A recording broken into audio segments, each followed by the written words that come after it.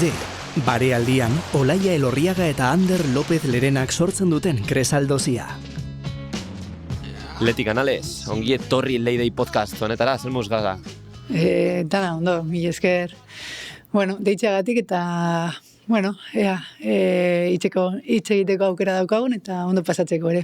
Lehenengo galdera, Leti ada Letizia, zelan deituko zaitugu? Ni nahiago dut Leti, ze gainera darama ja pare bat urte, nire marka pertsonala bilakatzen eta azkenean naiz eta World Letizia jartzen duten, bai sponsor aldetik eta bai komunikabideen aldetik, beti Leti Canales ditu diate.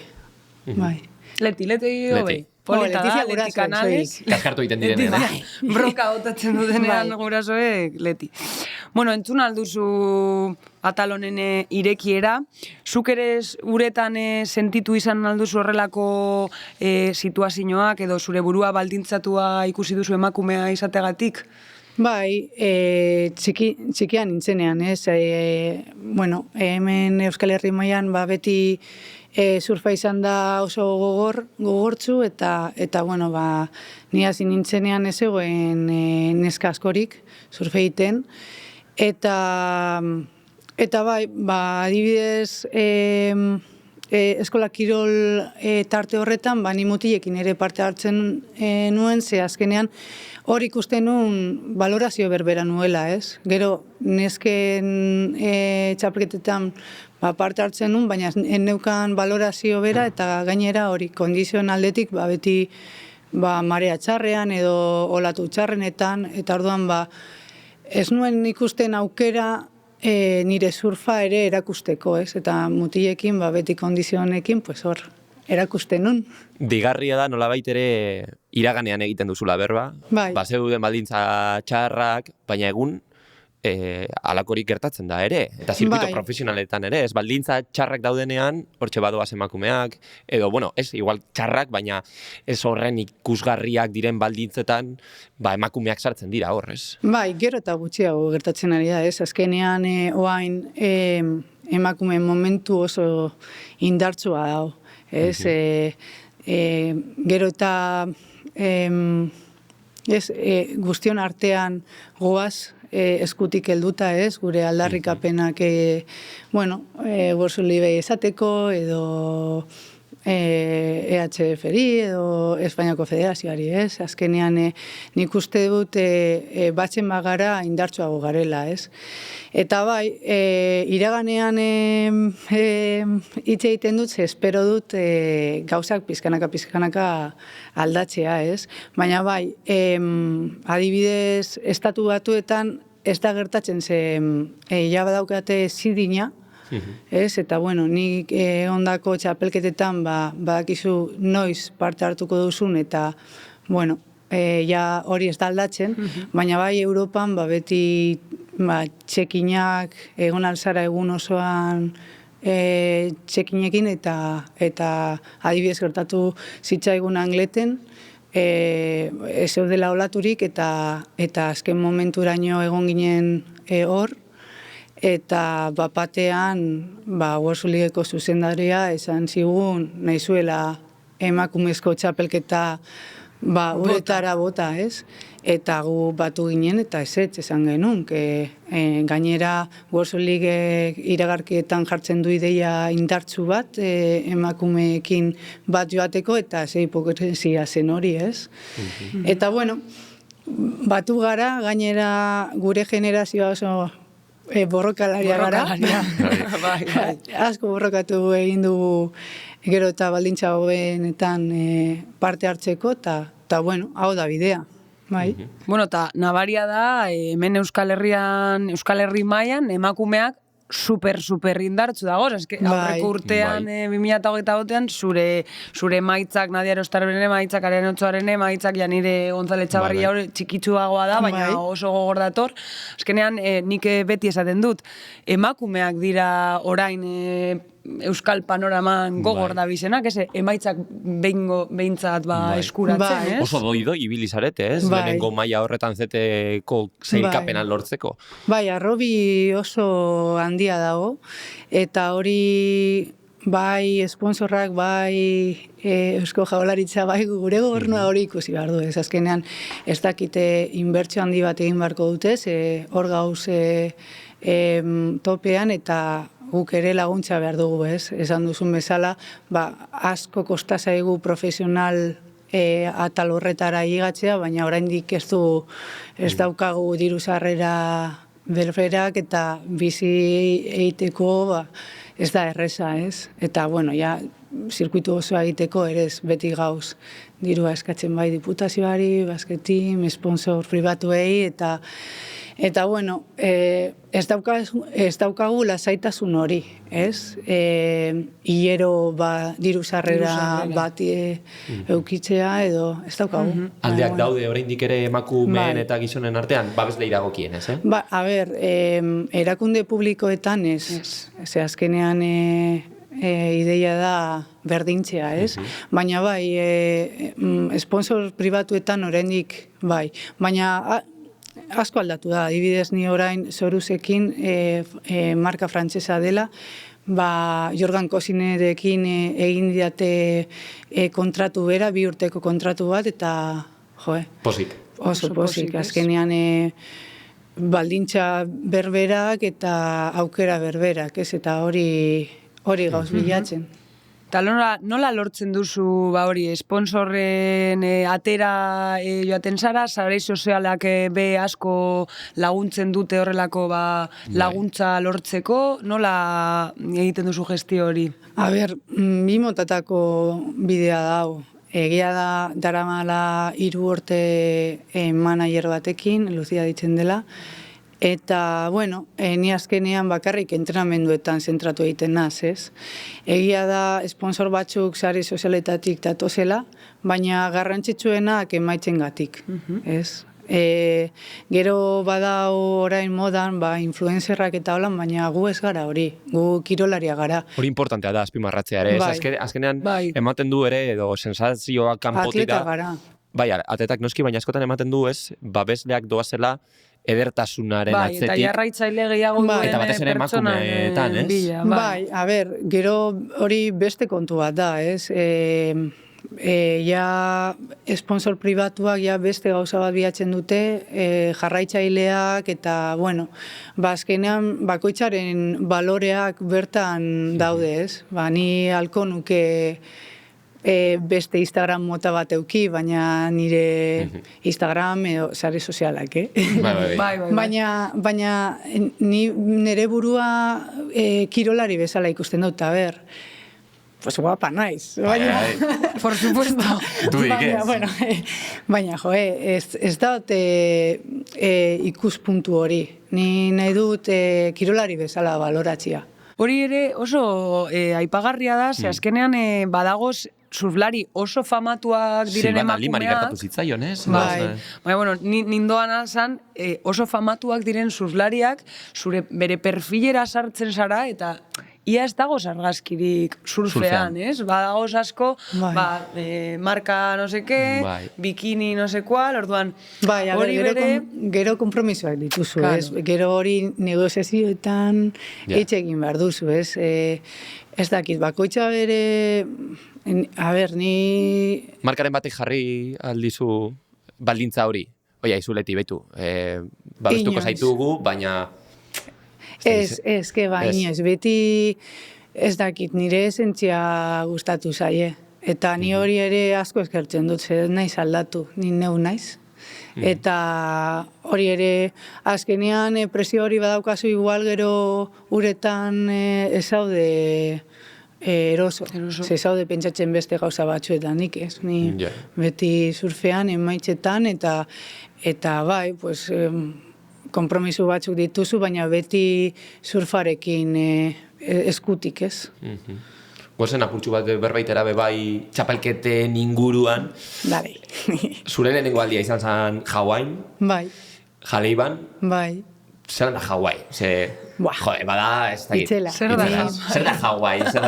A ber, beti ikusi du filmetan, ez? Eta revistetan eta holan, eta heltzen zara eta gauza bera da, ez da aldatzen, da, ikusi duzun... Ja, lo jazteit, ez? Bai, da, flipantea da. Eta gero ni, txapelketa ondo joan zen, pizka bat gaitu nintzen nolan, beste mangatxo bat, erritmoarekin oso ondo nengon, eta gainera jaliba nire surfarako oso ondo dator. Gero taula luzeekin, beste tamaina batekin, ez? Azkenean Challenger serie txapelketak beti, izan da gogorra, beti kondizio txikiekin izan da. Bai, Harrington, Osegor, Erizera auki genuen olatu honak, baina azken egunetan. Ez dugu sorte handirik izan, txapelketekin, eta jalibara heltzea, eta derrepente 2 metro terdi 3, zan zen itxela, ni, venga, uretara, venga, bai, egin behar da. Eta gero, auki genituen pare bat egun,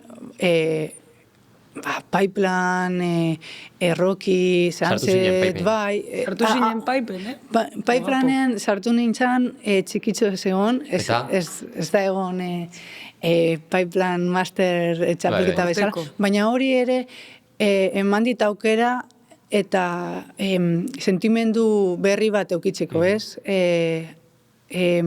Kondizio batzuenetan hobetzeko. Eta hori ikusi dut. Eta ikaratzen aldu. Arraun egiten duzunean hor pipeline da repente hor guarria. Baina nola ez zen izan kondizio potentekin, ez dakatolan adibidez egon naiz orain Lanzaroten elkemau eta hor ikusi dudala arrokak, rifa eta gainera hori. Hori, ikusi nun nire burua, leti olako pipeline potente batean sartu nahi dezu, baina entrenatu behar dezu. Non? Kanarietan eskolatu ikaragarria dago, eta ni aukeratu nun elkemau, baina azkenean hemendik gertu dagoelako, baina albanu, te hau pora joango nintzateke, pizkanaka, azkenean nik ere holan barneko indarra da beti hobetzea. Eta zurlari kompleto bat izatea. Hori izango litzateke nire helburu nagusiena. Galdetzen izun paipeadenaz, aurtengoa historikoa izan da. Lehengo aldiz, emakumezkoak ibili direlako Pipe Masters batean. Eta hori historikoa izan da, ez? Bai, garagarri izan da aurrepaso bat. Entzun ditut pare bat komentario euretan, kritika joen, neskak beldurtu egin direla, eta ni beti izan direte. Lehen aldia da. Zuek, joan zarete, ikusi duzue? Ez, eta gainera txapelketa batean daukazula kriston presioa. Lehen aldia da. Zenbat Pipeline Master egin dute mutietan pazientzia, ni gizarteari pazientzia eskatzen diet. Pazientzia da hitza. Ze azkenean nahi dute Eta hau gertatzen da edozein arlotan bizitzan, gaur egungo sozietatean. Gauzak orain. Prozesu behar du.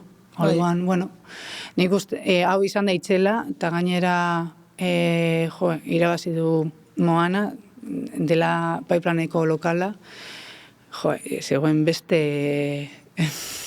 nivel batean, ez? Baina, azkenian zirkuitoa irabazteko zulari kompleto izan behar zara. Así que, ikusiko dugu, nork irabazten duen. Ikusiko dugu. Arrazoia duzu hori, azkenean gizarteari pazientzia hori esan duzuna apuntatu duz, itzelesko mantra da. Askotan entzuten dugu, ez? Emakume eta gizonezkoen sariak zergaitik dira berdinak, emakume askoz gutxiagoa daude, eta hori ezin da horrela izan, ez da. Parkatu, eske gu... Baina begira, hori eske 20 urte, zeni 26 ditut. Baina 30-40 urte atzera, emakume ezekoan aukerarik. Aukerarik, ez zeuden erreferenteak, gainera familian ere presioak zeuden, txarto ikusten zuten, zelan zurlari profesionala izango zaren, ez duzu ezer irabaziko, ez egoen zure barne familian edo inguruan valorazioa biderik, oain bai. Eman denbora. Pazientzia. Bai. Eta gainera datozen Euskal Herriko etorkizuna oso potentea dator. Bai, generazioak egongo dira, baina badaukate referenteak. Atzetik datozenak, Janire, Anete eta hauek, Nadia, bebai, oso potente da biz. Nik zera galdetu behar nizu, bebai, aipatu zu Jaleiba, baina igaz egon zan beste kontu bat eta izan zan joko olimpikoena. Bai. Ada, te joka ibili zinen, baina azkenean doi, eta azkenean ezin izan zenuen lortu. Zelan izan zan hori? Bueno, lesio batetik etortzen nintzen, 6 hilabete ostean eta emaitzak selekzioan egoteko zailkapena lortu nun, baina, klaro, lesiotik atera eta dudetan zebilen taldea. Eta, ni arraunean egon naiz, beti. Ze, justo 2 hilabeteetan jarri behar nintzen topera, eta oso gogorra oso gogorra egin zait joketara ez zailkatzea. Emozio pilo bat, justo denbora tarte txiki batean.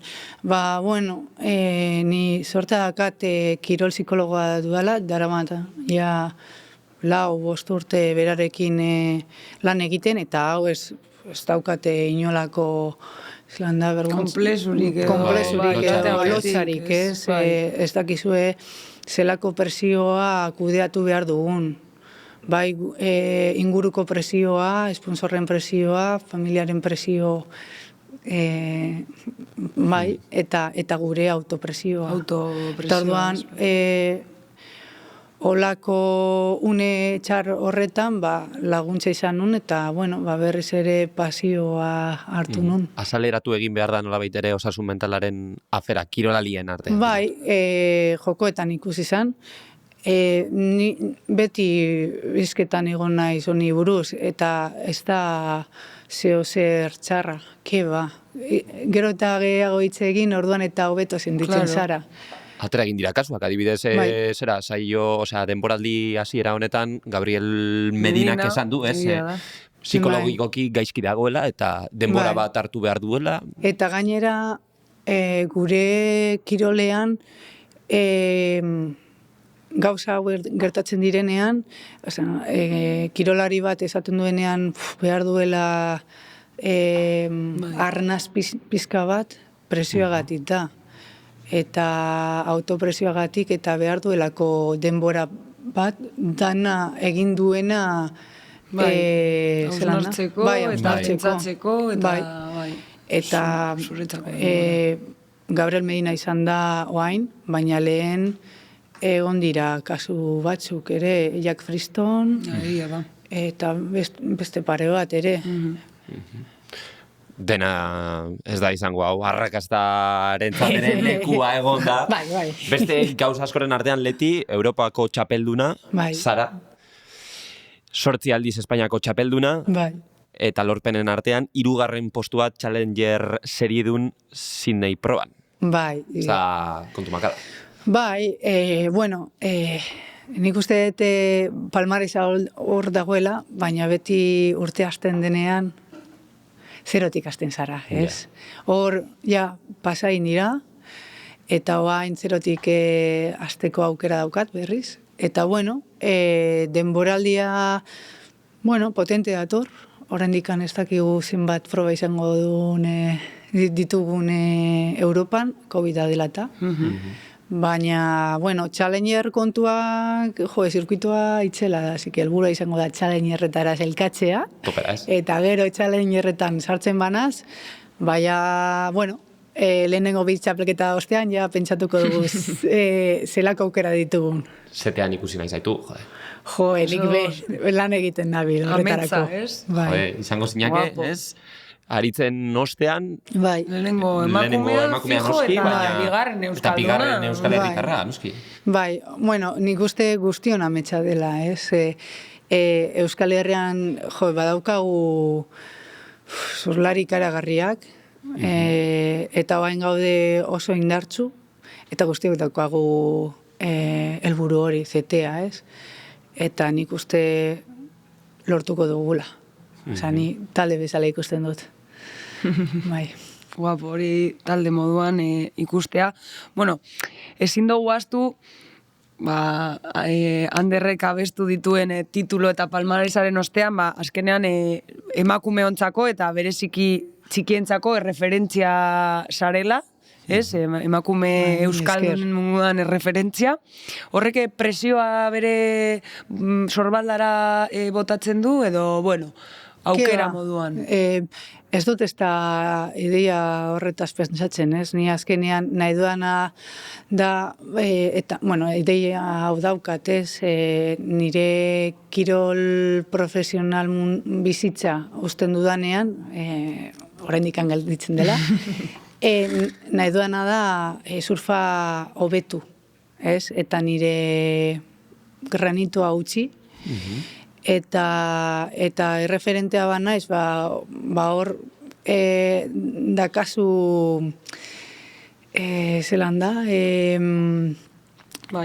laguntzeko ez aukera edo... Laguntzeko aukera daukazu urrengo generazioei eta inspiratzeko. Influenzia ez izan. Bai, nik uste gero ere baloreak ere eman aldiet, eta, bueno, hori utzi nahi diet, ez? Etorkizun hobeago bat. Horretarako entrenatu egin behar da. Pilo. Topera zabiz. Bai. Nola da zure egun bat, zure egunerokotasunean ze egiten du Letizia Canalesek? Goiz esnatu, hori beti, marea kontuaren arabera entrenamendu fisikoa hasieran edo berandu egiten dugu, eta bi baino fijo. Bisaio egunean. Egunean, bai. Eta, bueno, emozioen eta indarren arabera doa, sentsazioen arabera, ez? Egon daiteke aste bat, 21 ordu egiten dituzula, hemen Euskal Herrian, baina gero egon daiteke beste aste bat, 12 ordu, eta osta, sartu dela Mordorra eta itxaso handi, iparra ize gogor. Tan nagea ematen du, baina... Bai, bueno, ez, baina gogorra egiten da. Kondizio hauekin gogorra, bai, entrenatzeko gogor. Hobetzeko zailagoa da, ez? Australian adibidez, aukera gehiago izango dituzte eguneroko tasunean hobetzeko. Hori da, orduan, bueno, egun haiek igual, prestatzaile fisikoarekin lan gehiago egiten dugu, eta kondizio onak daudenean, ura ordu gehiago. Baina, oain, entrenatzaileekin beti komunikazioan nago, hori eskertzen dut pilo bat, eta nire sentsazioak ere feedbacka dakate, eta eskertzeko da, ez, azkenean pilo bat urte topean egonda, beti eskertzen duzu hor laguntza euskitzea, ez? Eta txarto esentitzea, entrenatzen ez badezu. Hori kostatu egin zait pilo bat. Geroxeago erreparatuko diogu entrenatzaileen aferari, ze uste dut salaketa edo zure salaketa hortik joango dela, baina jatekoa adibidez, hori ere kontrolpean daukazu? Edo kontrolatu egiten dozu zer baten dozu nahora, hau ez, hau bai, hau... A ber, begira, ni ez dut izan inolako nutrizionistarik, beti kirol medikoarekin hitz egin dut, jaun aldudan hau, edo beste hau. Orain barazki gehiago jaten dut, naiz vegetariana, naiz vegana, ni arraina eta okela gustatu egiten zait. Orojalea. Bai, orojalea naz. Baina gero eta presintza gehiago dago barazki nire platerran barazkietan, eta egia da, astean behin, dagoela egun bat, Cheat meal deitzen den hori, ez? Bai, jaia. Jaia. Burger, pizza... Bai, jaia. Kebab. Coca-Cola, ez dakizer. Bueno, egun bat. Egun bat astean. Bai, egun bat astean. Eta zin izaten da? Aste burutan, imaginatzen. Bai, aste burutan, ez familiarekin edo lagunekin. Baina, bueno, ez da beti holan, Dauz aste batzuk, bueno, ez daukadala jai hau, baina nik aukeratzen dudalako, ez daukadalako gogorik, ez? Nagusiago egiten ari naz, bueno, holan, baina gero eta olako bizioak, gero eta horro usten ditut. Bai, ez daukat gogorik, ez? Txikian nintzenean, golosinak, olako gauzak hartzen ditun, eta bain, keba. Eta, bueno, azkenean ere neu ikusten dut nire burua, eta urrengo gunean entrenatu behar dezu. Ondo entrenatu behar dezu, orduan, bueno, pues, gero eta elikagai hobiagoak aukeratzen ditut. Bai, baina etxean oso ondo jaten dut, bai. Bueno, hemen Euskal Herrian edo txokotan. Bai, eta oso osasuntzu, orduan ez dut izan nolako problemarik. Bueno, agian salaketarekin joango gara. Bueno, badakizu leti Leidei podcast honetan badela salaketa egiteko unea, hor tokia. Orduan, bueno, mikro aurrean bilustea tokatzen zaizu. Zure keska, bueno, zein da zure aldarrikapena? Bueno, hau da guztiontzako aldarrikapena, ez? Etorkizun hobeago bat izateko, ez? Eta nik nire kirol ibilbidean ikusi dudalako, ez? Surfaren inguruko espezializazio falta. Bai hemen Euskal Herrian, ez? Bai entrenatzaileetan, prestatzaile fisikoetan, mediku kontuetan, bueno, gero eta surlari gehiago gauz, ez? Eta gero eta nik uste gero eta eskaera handiagoa dago, ez? Badakigu, eta ni egon naiz talde horretan basketin zerbitzu hauek dituela, baina hortikat badauz etorkizuna ere, eta ez daukate aukerarik, ez? Eta azkenean profesional maila horretara higatzeko bide horretan, gero eta jende, nik uste dut gero eta jende espezializatuagoa egon beharko dela. Ez gero eta zurlari hobeagoak egoteko, ez. Nire kasuan bain, begira, nire entrenatzailea Kanaretan dau, Kanaritara joan behar naiz beti, eta ez daukat aukera hemen nire mailan entrenamendu maila altuan egiteko, ez? Eta espezifikoak. Eta espezifikoak. Prestatzaile fisikoetan, estudia dauz, gero eta gehiago, baina asko falta da, ez? Ni beti egon naiz futbol prestatzaileekin, edo nire kirolean espezializatuak ez ziren prestatzailearekin, sorta dakagu adibidez Espainiako selekzioan badagoela prestatzaile bat justo masterra egin zuela surfean, eta hor justo baina ja da piramidearen goi aldean, ez? Bai. Orduan hor ere, ea unibertsitateetan gero eta adibide gehiago ematen duten surfeaz, eta ez futbola edo eskubaloia edo olako kiroletaz, ze azkenean Euskal Herrian gero eta indar handiagoa daka. Eta gero mediku kontuetan ere, presioetan ikusi dut, beti guztiok ez daukagu aukera, edo ez dugu izan aukera, igual zerbitzu pribatu bat izateko, edo hasieran, ez? Eta hor normalean dauz kirol medikuak, ze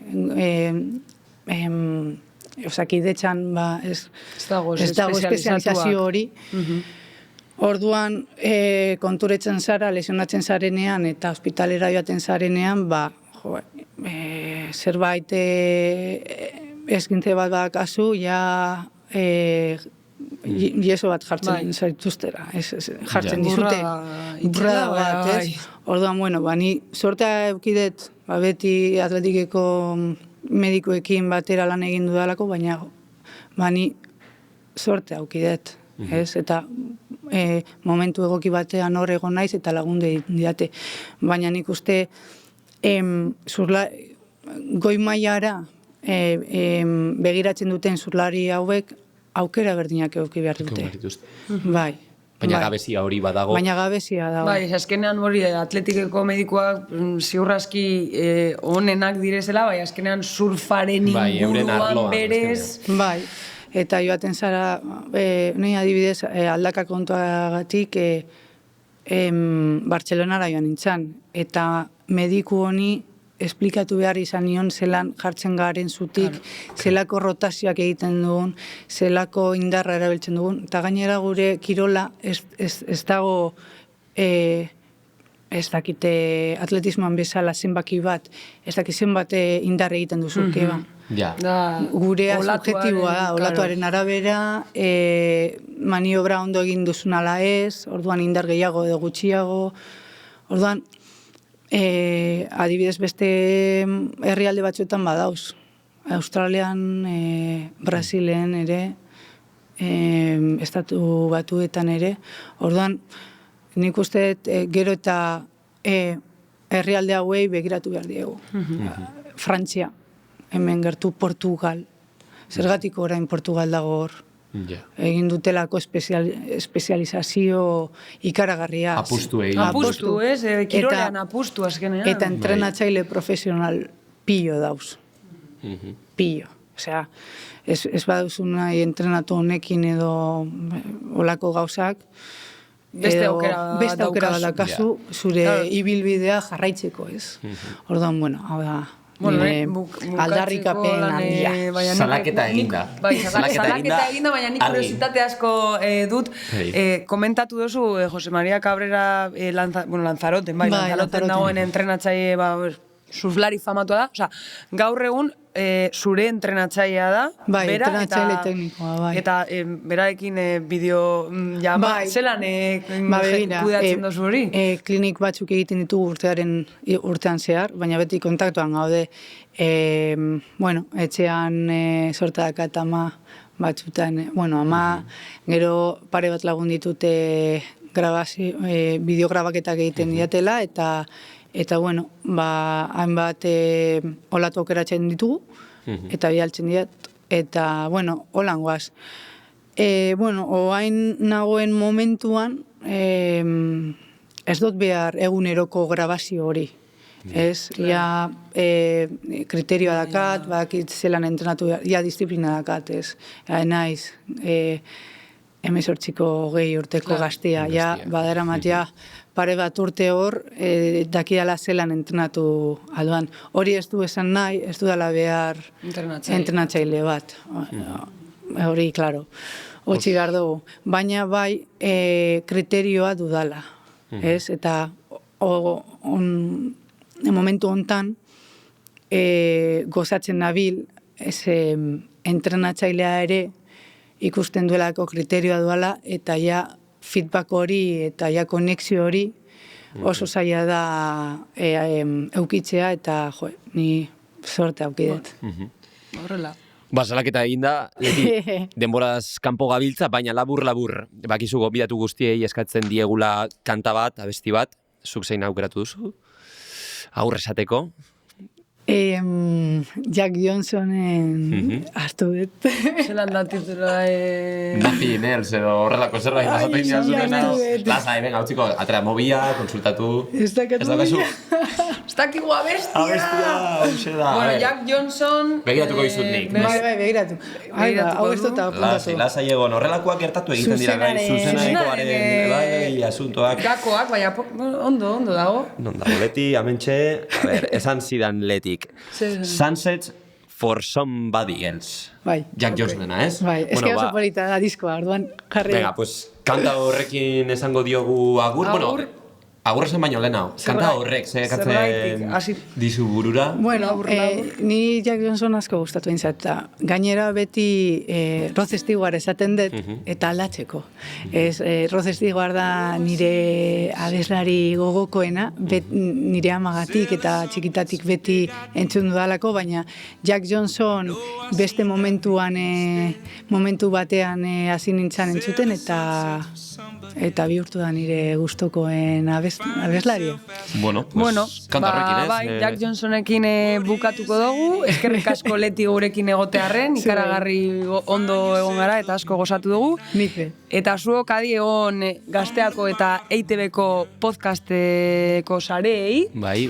Eta hemen ikusiko dugu barriro elkar. Olatu honak eta osasuna batez ere. Leti, eskerrik asko. Vale, mi esker. Olaxe. Eta egon gara, zaindu asko. Vale, mi esker. They grow out their teeth, did they need a little something more than this? The taste of trouble